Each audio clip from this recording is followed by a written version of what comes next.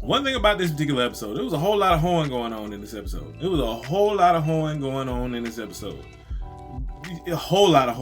in this episode. In several different aspects, people was getting hoed. Woke up this morning, feeling that shine. Whole team got the glow. You can see it in the stride. Got me feeling brand new. Got me feeling brand new. Yeah.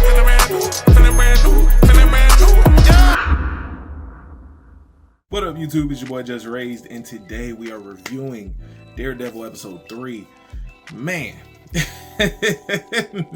man. Brother, this show has been phenomenal. 3 episodes in. Daredevil's back. First off, Daredevil is back. Man, like, just initial thoughts. I'm just enjoying the journey that Matt Murdock is on. I'm loving the parallel between him and Kingpin, and their stories and how they're both kind of coming into new identities. Kingpin being the mayor and trying to do stuff legally, and Daredevil trying to do stuff legally on the law side, being a lawyer. And it's just interesting to see. It's just interesting to see the parallels, the juxtapositions, the different dynamics, how they're each kind of faced with their old lives while they're trying to live their new ones. It's just real interesting to me. It's dope. The courtroom scenes are fire. The show is dope. The storylines, the character development, like all of it has just been phenomenal. Episode 3's ending though. Bruh. I literally was stuck. Like, my wife told me, she was like, close your mouth. I was just like,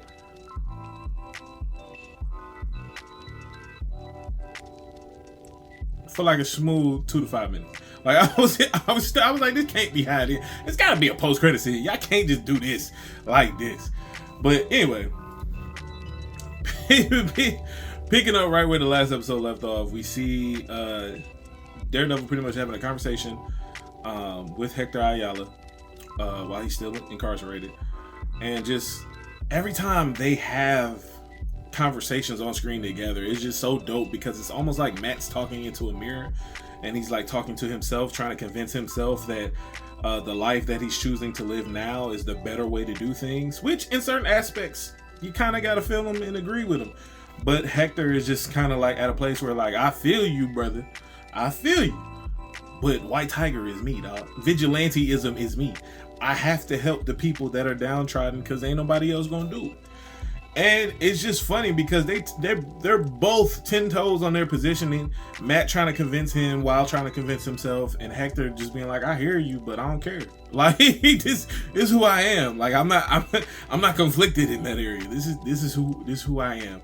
I have this ability. I have this gift called the White Tiger with this medallion and this amulet, and it's just who I'm. This is just who I am. I can't run from this. I can't hide it. I can't try to tuck it to the side and become a lawyer. So it was just dope to see them have conversations. Then we see pretty much the whole drama of this entire court case of Hector Ayala versus the state of New York and the police department, and it's just, man, crazy. We see Nikki, the informant that Hector tried to save on the platform. We see him getting escorted to the court to testify. And one thing about this particular episode, there was a whole lot of hoeing going on in this episode.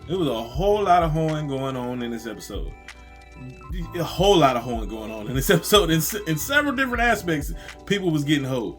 But anyway, so they show Nikki on his way, and we see the police lean over like, yo, Nikki can't make it to the court to testify. So we see the cop who stops into the bathroom when Daredevil's in the bathroom before the court proceedings start. And we see that one of the 2 cops that Daredevil beat up in episode 2, who tried to take his life, and he was pretty much just self-defense, but in a very aggressive way. And he's still alive. I thought both of them had went on to go and be with him. I thought the devil of Hell's Kitchen had sent him to see Jesus, because ain't no way he dropped that man on his neck and he's still alive. But hey, brother's still alive, looking super beat up.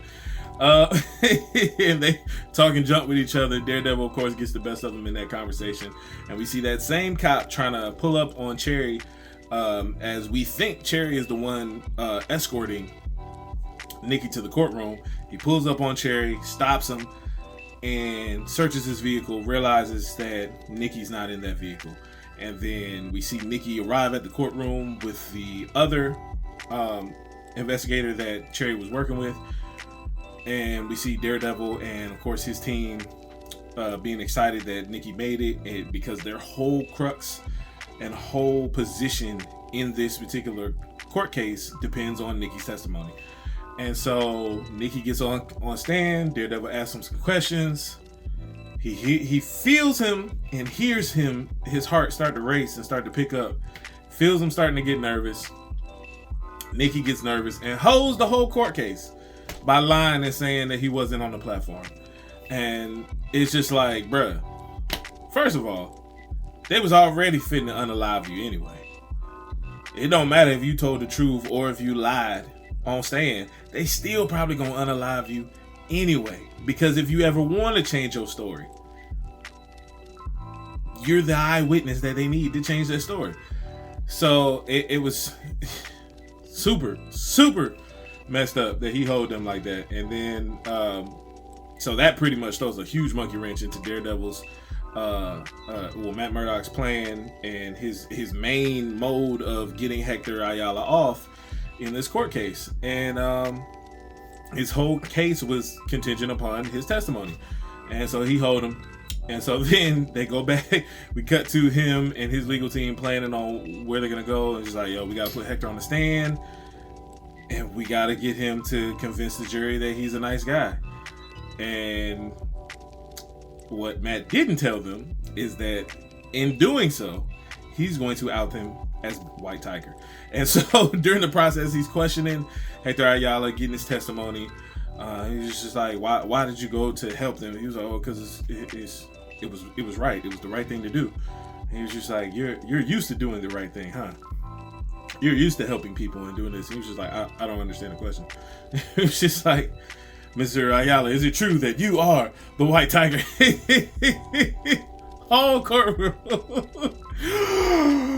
Whole courtroom gasping, like, oh my god. Like, it was funny.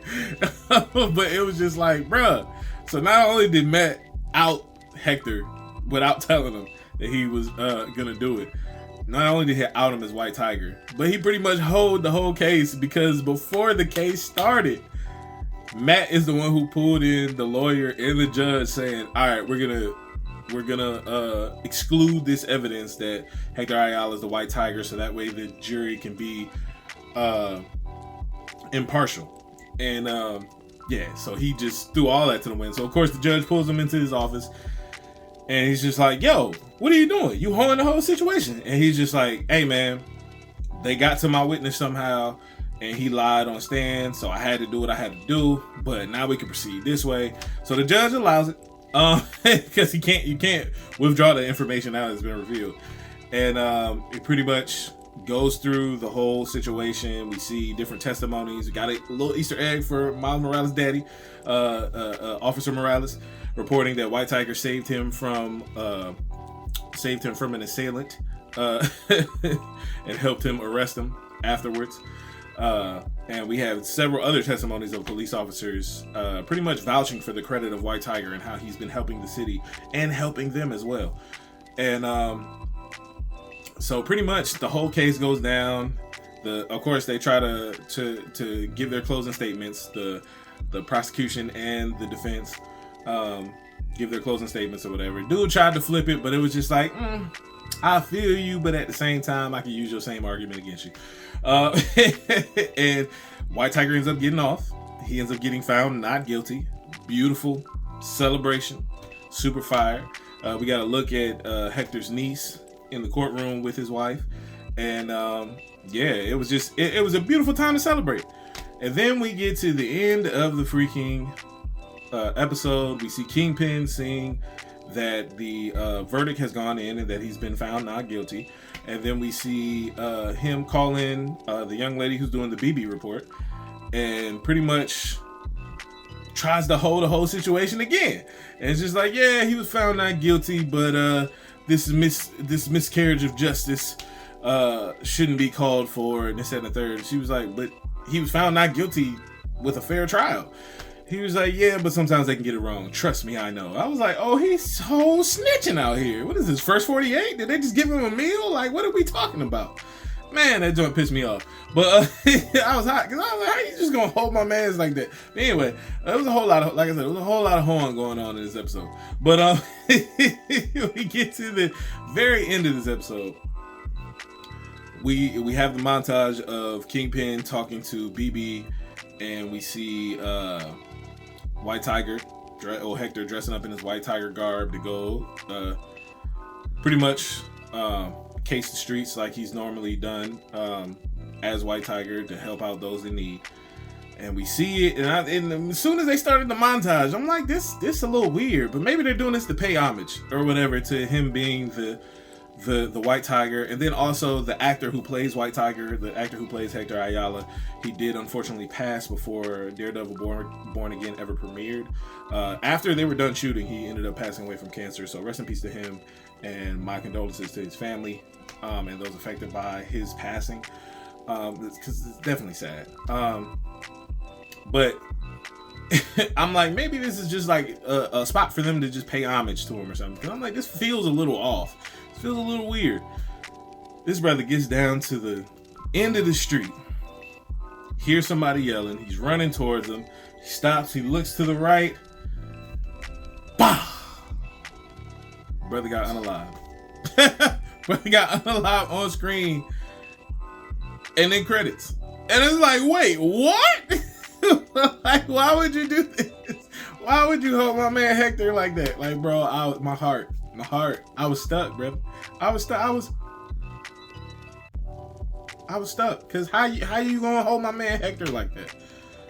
First of all, Hector, God bless you, but he was definitely Puerto Rican. He definitely wasn't black. Cause if we be the case, for unaliving a police officer, first of all, I ain't leaving the crib for at least a week or two. If I just beat the case, I'm not going out on the.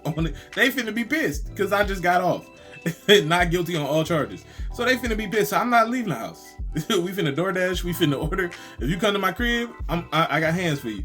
But you're not about to catch me lacking on the street, walking around right after I gotta quit it. No, sir. No, the crime gonna have to figure itself out for at least a week or two. But if not, we leave in New York type situation, because we not finna do this. We not finna do this. So that hurt my heart. But then I was just like, man, why they do this? I felt whole as an audience. But it was frustrating. It was frustrating, but such a dope, emotionally packed episode, emotionally charged episode. It was dope, even though the whole episode was just pretty much the case of White Tiger playing out in the courtroom. And I like the way they flipped it from the comics. Just the way they did it differently in this go round. It was way more compelling than it was in the comics. The comics, he kind of flipped out in the courtroom. It went left. He still ended up getting shot when he left the courtroom, but it was crazy. But the way they did it this one, it was just real emotionally charged. And man, that don't hurt my heart. I ain't gonna hold you. But this particular episode, I gotta give it a 10 out of 10, man. This particular episode was fire. It was fire. Dope courtroom access to see Matt working in the courtroom as a lawyer, celebrated with his girlfriend afterwards. And we even got some scenes with Kingpin and his wife going to her for therapy. That was funny. Because it's giving real Soprano-y vibes. It's giving real Tony Soprano and his wife in therapy as well. And so I thought that was dope. I thought that was interesting. Just seeing their dynamic and seeing their juxtaposition when it comes to them trying to fix their relationship. I guess that's what they're trying to do. And we also see on the crime side, we saw pretty much the crime syndicate families that are operating in Red Hook kind of betraying one another. And we see that Kingpin's right-hand man is also working with Vanessa to try to calm the issues that's going on in Red Hook and people trying to backstab one another because Kingpin is back. So they kind of shut down the illegal side that they've been operating. So that was interesting as well. But mainly the whole episode was about the court case. And fam, this episode was crazy. But let me know in the comments below how you felt about this episode. Are you caught up? Have you seen the first 3 episodes of Daredevil Born Again? Let me know in the comments below. Let's talk it up. Let's chop it up about it. Let's create a healthy dialogue in the comments. And don't forget to like, comment, share, subscribe if you haven't already. Hit that notification bell so that way you can be notified anytime we drop a new video on the channel, which is every day. So stay tapped in, stay tuned in, stay locked in, and never forget, it's free soul to the soul free. Let's get it.